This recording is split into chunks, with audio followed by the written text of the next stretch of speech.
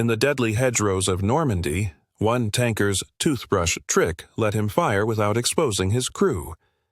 Picture this: American tanks climbing earthen walls, bellies ripped open by German guns, crews burning alive in steel coffins, losing 2 tanks for every enemy hit.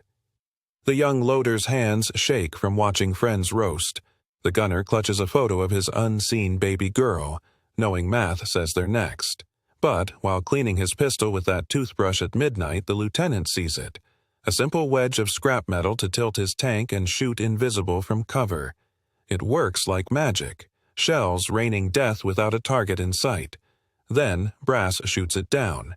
Too risky, not by the book.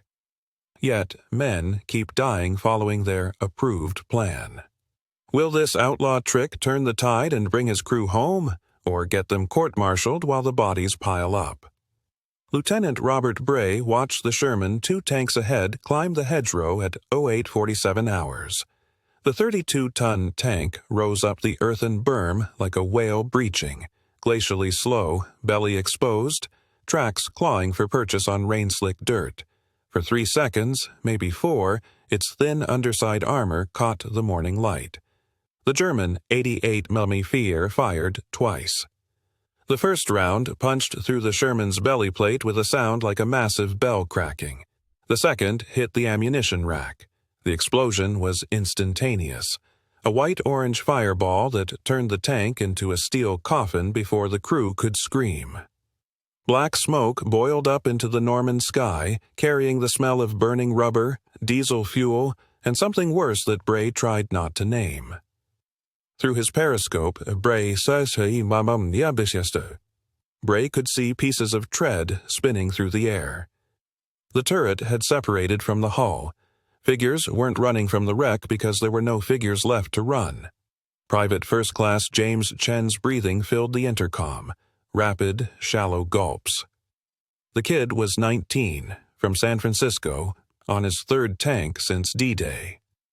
The first 2 had burned with their crews inside. Chen had crawled out of both through hatches barely wide enough for his shoulders, uniform smoking, hands blistered.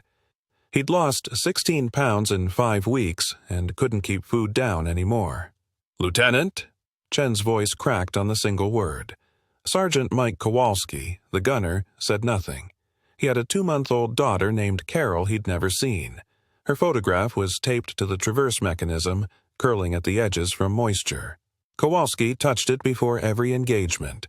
3 quick taps with his index finger, like a prayer to something that couldn't answer. The German anti-tank position was 200 yards ahead, dug into the base of the next hedgerow. Bray knew exactly where it was because he'd watched it kill the Sherman in front of him. The geometry was simple and murderous.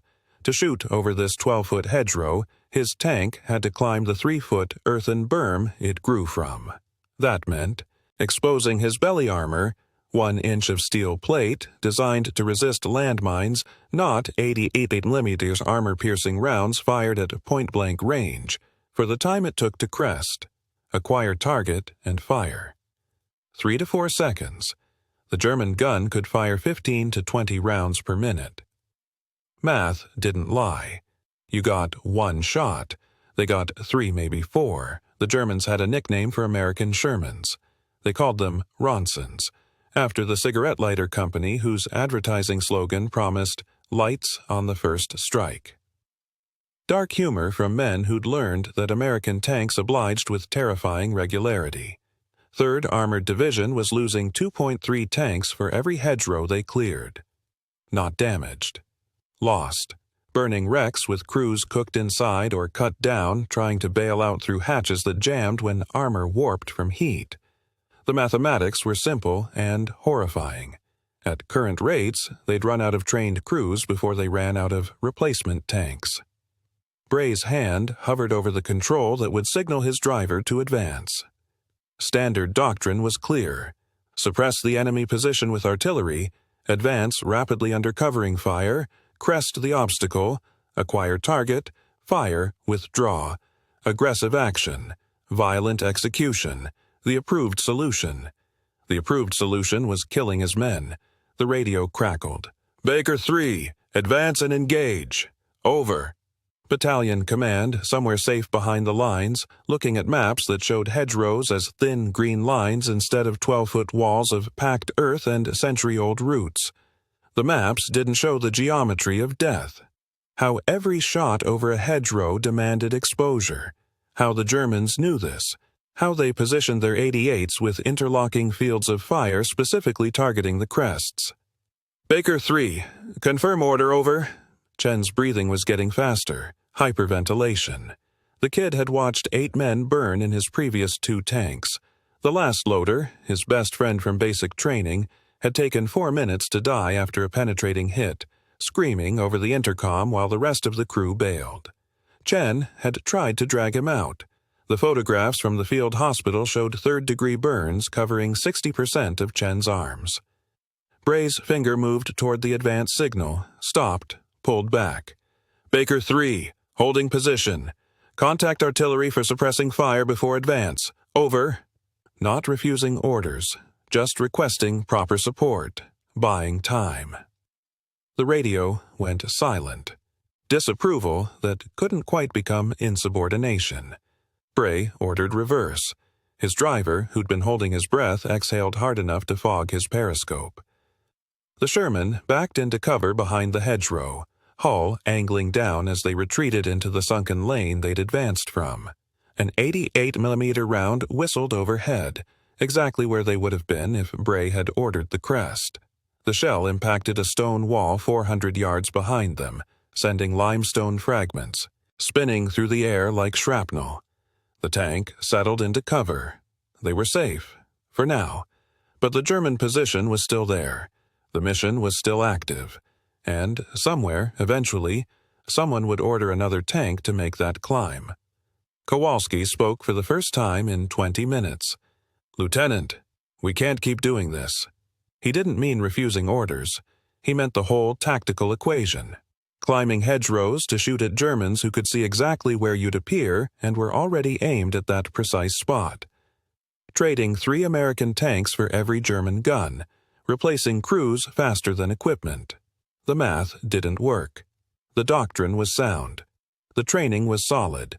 The tactics were approved, and men were burning alive at a rate that would gut the division in another month. Bray didn't answer because there was no answer to give. The Sherman's 75mm gun had 24 degrees of elevation, maximum according to the engineering specifications. To clear a 12-foot hedgerow from 20 feet away, you needed about 32 degrees of angle, 8 degrees short. Those 8 degrees meant you had to lift the entire 32-ton tank up the berm, exposing the belly, becoming a target. There was no way around it. The gun couldn't elevate high enough. The hedgerows were too tall. The geometry was fixed. Except.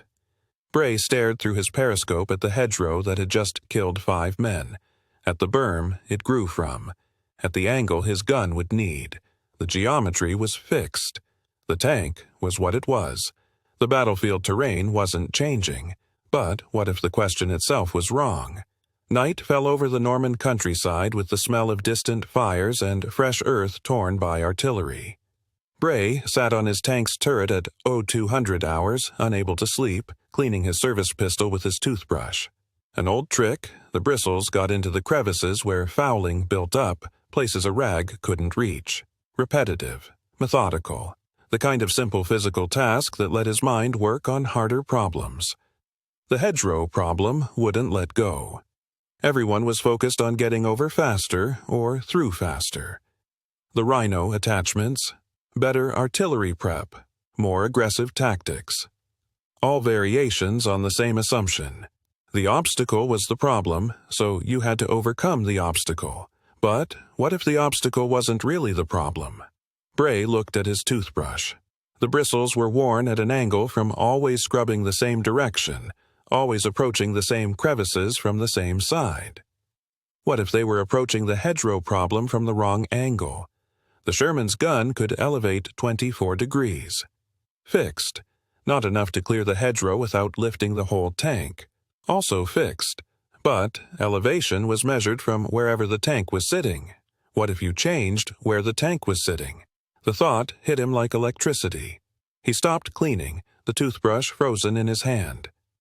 You couldn't increase the gun's elevation. That was mechanical, built into the turret mount, unchangeable without factory refit, but you could raise the front of the tank. Artificially. Temporarily. Just enough to give the gun those missing 8 degrees. Bray climbed down, grabbed his toolbox and a flashlight. By 0400 hours, he'd sketched it on the back of a tactical map. A simple wedge, 18 inches high, maybe 6 feet long. The tank drives up onto it. Front end rises, hull tilts back, gun angles up. Same 24-degree mechanical elevation, but now from a platform that's already tilted. Total angle 32 degrees, enough to clear the hedgerow. From behind cover, without cresting, without exposure.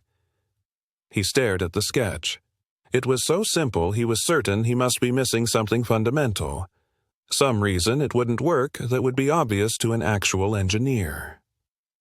At dawn, he found his company's maintenance sergeant, a 40-year-old career Army man named DeMarco, who'd forgotten more about tanks than most officers would ever learn.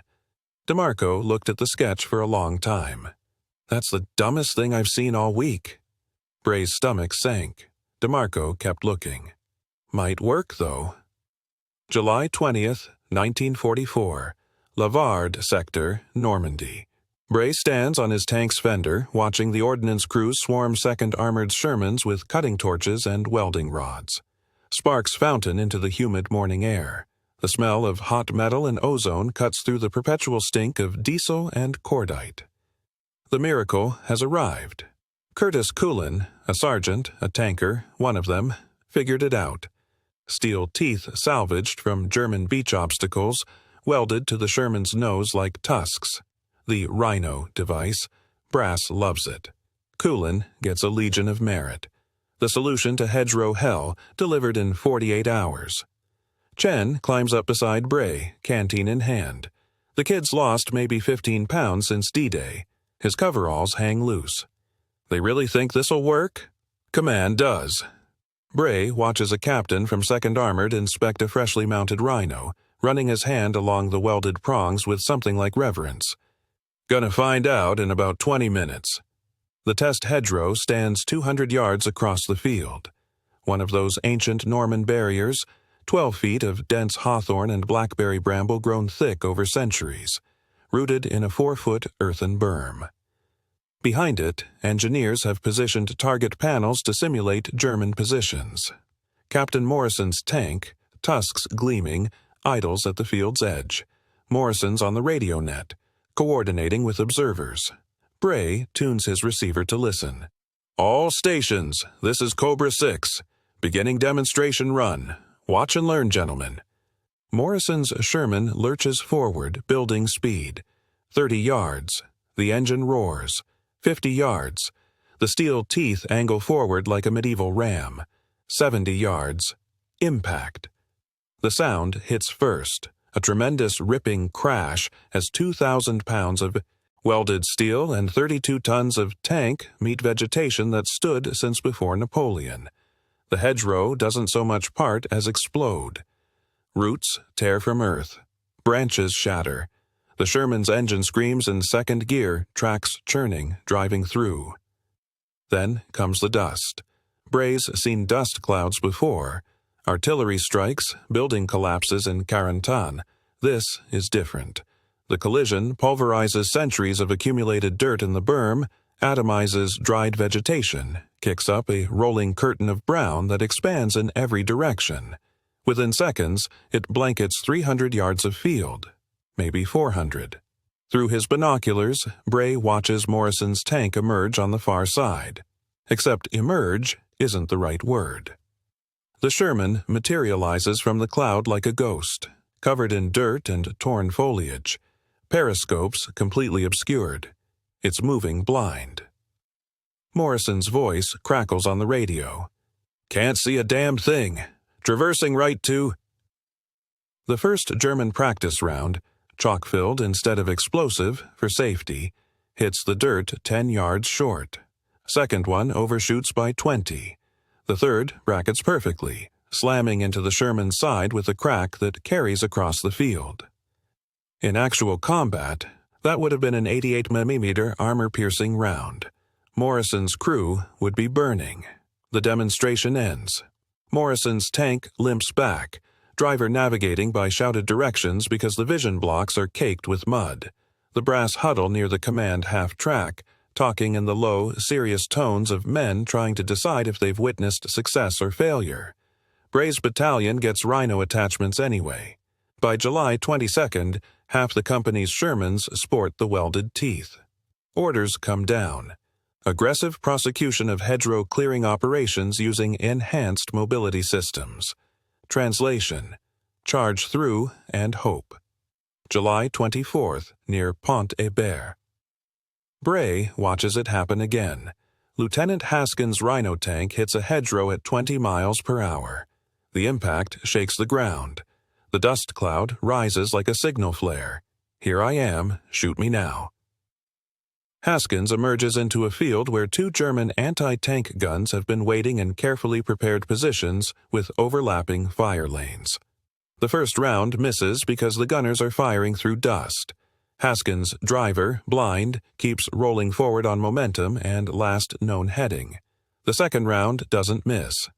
Bray sees the flash, hears the penetration, that distinctive crack-wump of armor being pierced. Haskins' crew bails out the left side, all except the driver, who's probably already dead. The German guns shift fire to suppress the survivors. American artillery responds. Smoke rounds. More dust, more obscuration. In the chaos, medics drag two wounded tankers to cover. The Sherman burns with that sick orange glow that means the ammunition's cooking off. That night, back at the bivouac, Bray finds Kowalski sitting on an ammo crate, cleaning the 75mm breech. His hands move with mechanical precision, but his eyes are somewhere else. Haskins was good people, Kowalski says quietly. Yeah. The rhino didn't help him. Made it worse, maybe. Broadcasting position like that. Kowalski looks up. We get those teeth welded on, I'm gonna feel real exposed. Chen emerges from the tank's belly, grease-stained to the elbows. He's been checking the transmission, 4th time this week, anything to keep busy. It's supposed to let us go through instead of over. That's better, right? That's what they said. Better at what? Bray sits down heavily. We go through, we're blind and broadcasting. We go over, we're exposed for 4 seconds. Either way, German gunners get free shots. The math hasn't changed. 3 tanks lost today, clearing 2 hedgerows. 5 men dead, 4 wounded badly enough for evacuation. At this rate, the battalion runs out of experienced crews in 2 weeks. Kowalski reassembles the breach mechanism with practiced efficiency. So, what do we do? Bray doesn't answer. He's watching another tank company across the bivouac area, watching welders attach rhino teeth to fresh Shermans. Watching the institution double down on a solution that creates as many problems as it solves. The real problem, firing without exposure, remains untouched. You can charge through hedgerows faster or climb over them slower, but either way, you're presenting the enemy with a target. The geometry doesn't change. Tomorrow, they'll advance again. Tomorrow, the rhinos will crash through more hedgerows, announce their positions with dust clouds, and German gunners will have those precious seconds to bracket and destroy. Tomorrow, more crews will burn in their coffins with horns, dying faster than before, but at least looking aggressive doing it. Chen breaks the silence. Lieutenant Haskins. He had a kid too. Little boy, 3 years old. Kowalski's hands still on the breech. I know. Somewhere in the dark between tanks, someone's quietly crying. It might be one of Haskins' crew. It might be any of them. The rhinos gleam in the moonlight, all those welded teeth, all that engineering effort and institutional certainty. The solution everyone wanted, delivered fast, approved at the highest levels, and men keep burning anyway. July 23, 1944. 0200 hours. The bivouac is quiet except for distant artillery. American guns pounding German positions 5 miles east. Bray sits on his tank's turret, sleepless for the third night running. He can still smell the burning crew from this afternoon. Not the rubber or fuel, the other smell, the one that gets into your uniform and won't wash out. His service pistol is field stripped across his lap. He works his toothbrush into the slide mechanism, scrubbing carbon fouling from corners a rag can't reach, back and forth. The bristles are worn at an angle from 8 months of this ritual. His hands know the motion without thinking. The problem keeps circling. 20 yards from its held. Hedgerow. You need the gun elevated 32 degrees to clear the berm and hit targets on the far side. The Sherman's 75mm maxes out at 24 degrees. 8 degrees short. Might as well be 80. Every solution he's seen focuses on getting the tank over or through the obstacle faster. The Rhino charges through and gets killed in the dust cloud. Doctrine says crest and fire, which works fine until the 80mm round comes through your belly plate at 2,800 feet per second.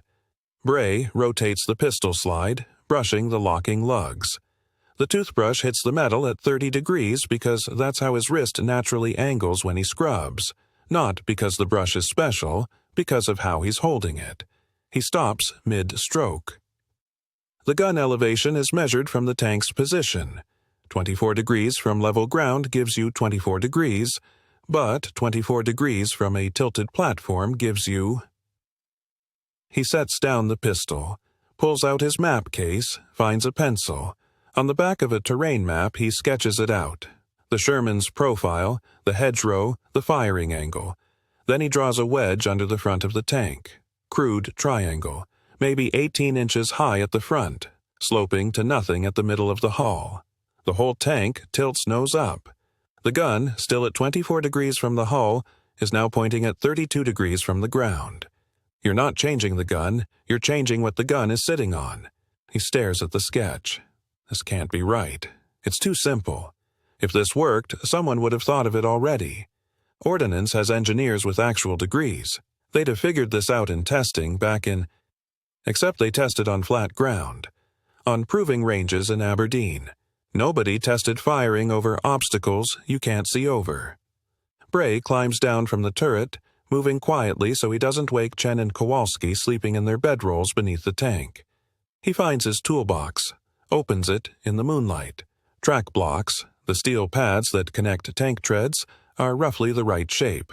6 feet long, 10 inches wide, solid steel. Stack 2 with a spacer and you've got your 18 inches of lift. The maintenance tent is 50 yards away. He can see Sergeant DeMarco's silhouette against the canvas, probably doing the same thing Bray is. Not sleeping. Staying busy so he doesn't think about how many boys he zipped into body bags today. Bray walks over, boots squelching in mud. DeMarco looks up from the carburetor he's cleaning. "Lieutenant, little late for social calls. Need your opinion on something?" Bray unfolds the map, shows him the sketch. DeMarco studies it for maybe 10 seconds. "That's the dumbest thing I've seen all week." Bray's stomach drops. "Might work, though." DeMarco taps the drawing. "You're talking what, 800 pounds of steel bolted to the front slope? Suspension'll handle it. We've run tanks with twice that in mud caked on the treads. Question is whether you can get the geometry right. 18 inches gives you enough tilt? 8 degrees. That's the gap. And you fire from behind the hedgerow? Never crest at all?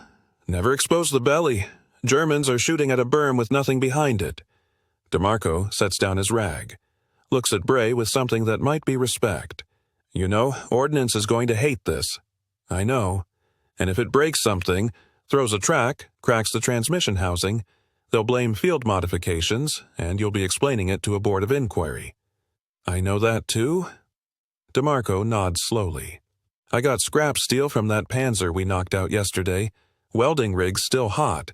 We can mock something up by dawn. Test it before the old man wakes up. Nobody needs to know if it fails." By Euro 400, they have a prototype. 2 track blocks welded to a steel frame, reinforcement gussets at the stress points, 4 bolt holes to mount it to the Sherman's glacis plate. It's ugly. Welds are rough, one corner doesn't quite match the hull angle, but it's solid. "Crude as hell," DeMarco mutters, stepping back to look at their work. but I've seen worse ideas get men killed. They bolted on as the sky goes from black to gray. Chen wakes up, crawls out from under the tank, stares at the contraption. "Lieutenant? What is that?" "Insurance." Bray climbs into the turret. "Get in. We're testing before breakfast." The Sherman rolls forward onto the wedge. Bray feels the hull tilt nose up, not dramatic, but definite. He peers through the periscope at a hedgerow 200 yards out. "Kowalski, elevation?" "Showing. 31 degrees, sir. That's with the gun at standard position." "Traverse left. Pretend there's a target past that hedgerow." Kowalski adjusts. "Got it. Angle looks good. Want me to put one through?" Bray thinks about Sterling and the other ordnance officers who'll say this violates 50 regulations. Then he thinks about the Sherman that burned yesterday. 5 men. The driver was 20 years old. Fire when ready. The 75mm roars. The round arcs over the hedgerow. Bray can't see where it hits, but he watches the trajectory clear the berm by 6 feet. No exposure, no belly armor visible from the far side. From a German gunner's perspective, the round just materialized out of nowhere. Chen's breathing hard on the intercom, not from fear this time. Did that actually work?" "Back her down," Bray orders. The Sherman rolls off the wedge, settles level again. He looks at DeMarco standing beside the tank with his arms crossed. The sergeant shrugs. "Dumbest thing that works is still dumber than most things that don't." Bray climbs out, looks at the wedge bolted to his tank's front. Crude steel triangle made from battlefield scrap, welded together in 4 hours by a maintenance sergeant and a lieutenant who couldn't sleep. 8 degrees. That's all it took. 8 degrees to turn a death sentence into invisible fire. He thinks about the toothbrush in his pocket. About scrubbing fouling at an angle because that's what worked, not because any manual said to do it that way. About how sometimes the solution isn't better equipment or different tactics, it's just changing what angle you're working from. The sun breaks over the hedgerows. Bray can hear the company stirring, crews emerging for morning briefing. In 3 hours, they're supposed to advance again. Standard doctrine: approach the hedgerow, crest, fire, hope you're faster than the German gunner, except his tank isn't playing that game anymore. He pulls out the map with his sketch on the back, folds it carefully, and puts it in his breast pocket. Then he finds Lieutenant Colonel Denton and shows him what a toothbrush and 4 hours of welding just made possible. Lieutenant Colonel Paul Denton read Bray's field report twice, then looked at the mud-spattered Sherman in the maintenance yard. The crude steel wedge bolted to its glacis plate looked like something a desperate crew cobbled together from battlefield scrap, which, Denton reflected, was exactly what it was. "Show me," he said.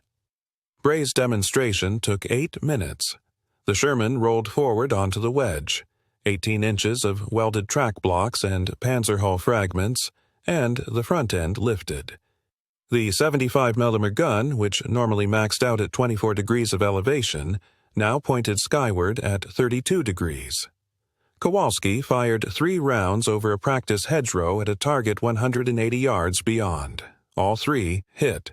From the German side of the hedgerow, another observer reported seeing nothing but incoming fire materializing from empty air. "Jesus," Denton muttered. He pulled out his notebook. "I'm sending this to 7 Corps Ordnance. They need to see it." The report went out July 26th. Denton wrote it himself, keeping the language crisp and factual.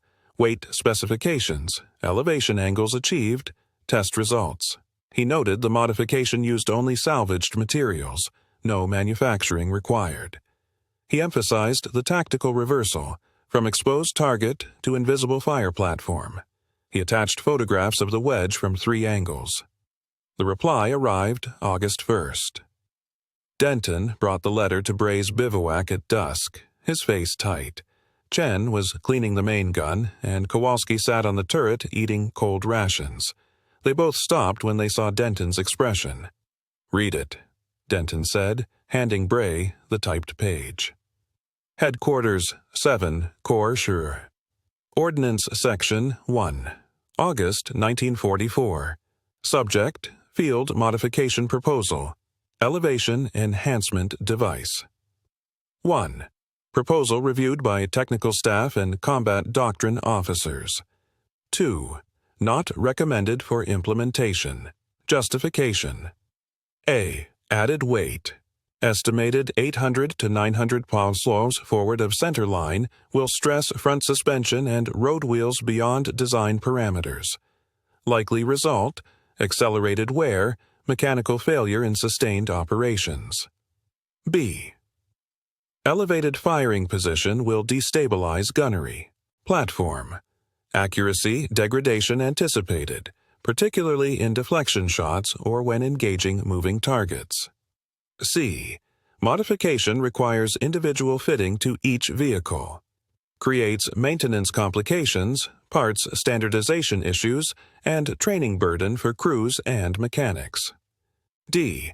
Recommend continued employment of approved Cullen hedgerow penetration device.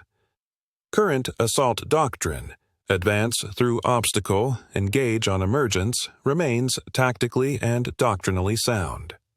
Major Edmund R. Sterling and Corps Ordnance Officer Bray read it once, then again. His hands didn't shake, but his jaw set in a way Chen recognized, the lieutenant deciding something that couldn't be undone. Doctrinally sound, Bray said quietly. Chen looked up from the gun barrel. Sir? The tactic that's getting us killed. It's doctrinally sound. Bray folded the letter with precise movements. How many tanks we lose yesterday? 3, Kowalski said from the turret. Baker Company lost 2 more this morning. Bray handed the letter back to Denton. Colonel, with respect, do I have to remove the wedge? Denton took a long breath, glancing at the darkening hedgerows around them. Somewhere to the east, artillery rumbled. A flare arced up, briefly silhouetting the bocage. That letter doesn't order you to remove anything, Denton said carefully. It just says they're not recommending implementation. Your tank already has the modification. I don't see an order to reverse it. So we keep it. Keep it quiet. Don't make noise about it. Denton's voice dropped. If it keeps working, others will notice. They always do. After Denton left, the 3 of them sat in silence. Chen finally spoke, his voice tight.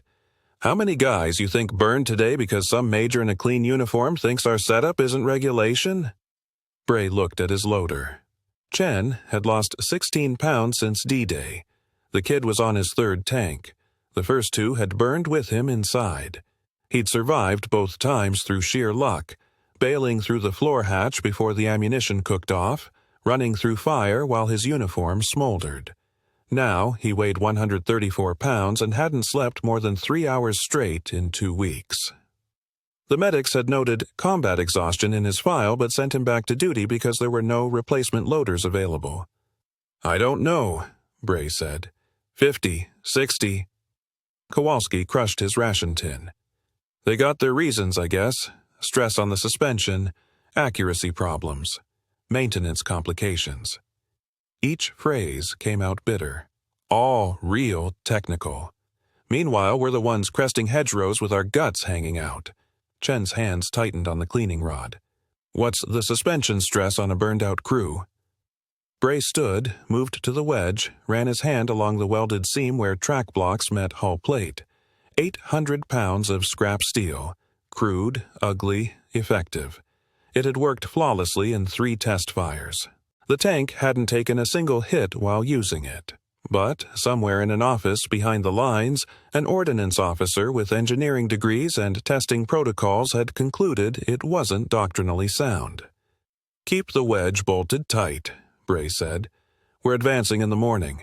Standard orders, clear the corridor southwest toward St. Lo, except we're not doing it the standard way. Sir? Chen asked. We use the wedge. Every engagement. I don't care what Corps Ordnance thinks about suspension stress.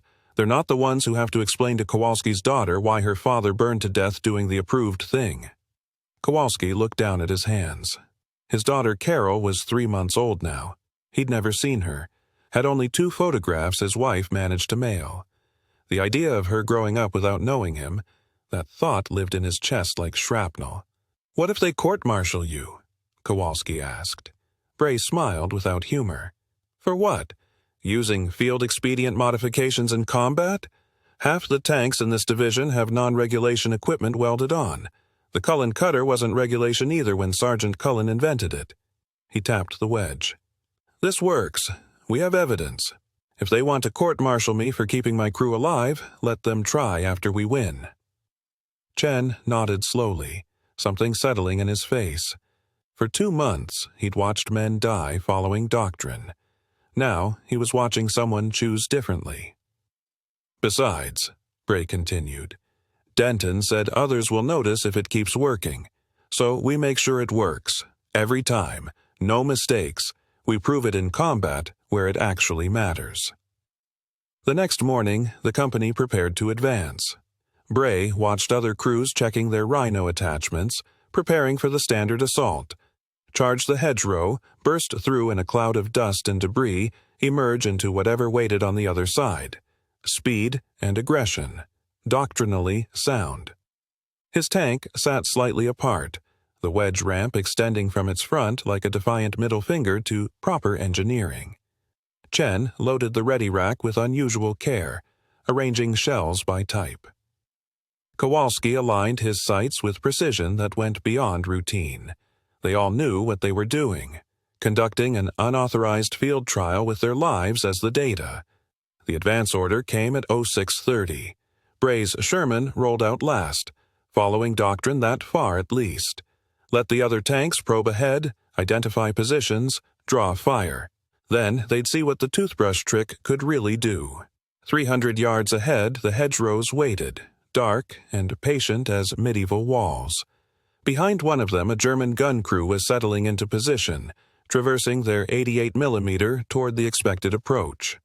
They'd killed 2 Shermans yesterday using the same setup. They were confident, experienced, efficient. They'd never seen a tank that fired without showing itself. Bray keyed the intercom. Driver, advance. 50 toll yards, then halt at my command. The engine roared. The Sherman lurched forward.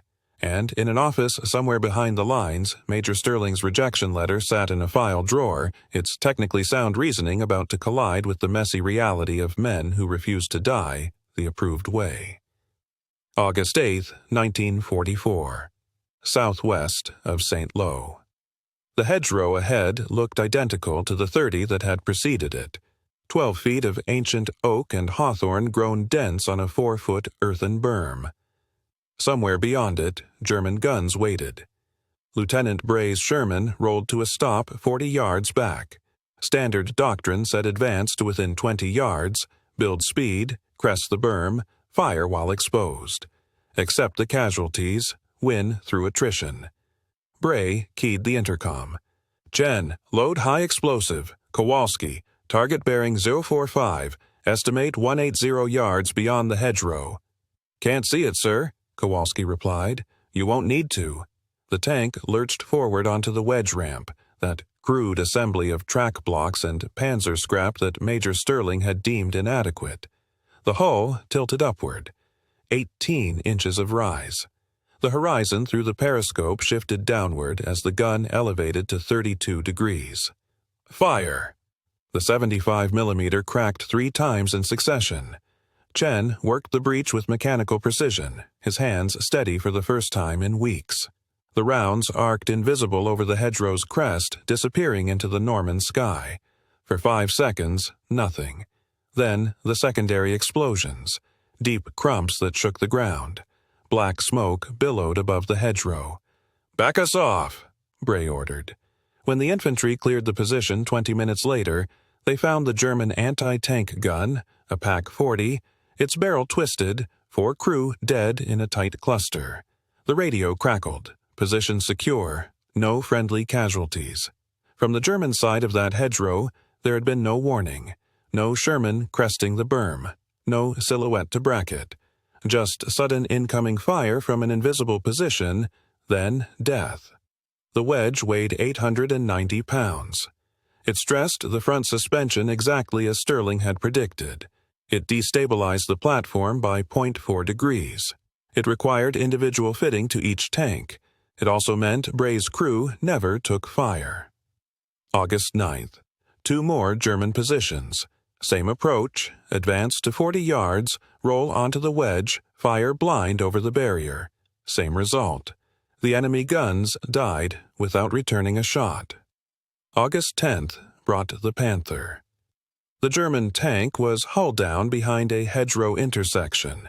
Its long 75mm gun trained on the road where Sherman's would have to crest. A position that had already claimed 2 American tanks that morning. The wrecks still smoldered. Bray, positioned 60 yards back, angled 30 degrees off the road. The wedge gave him elevation. The offset gave him geometry the Panther commander wasn't expecting.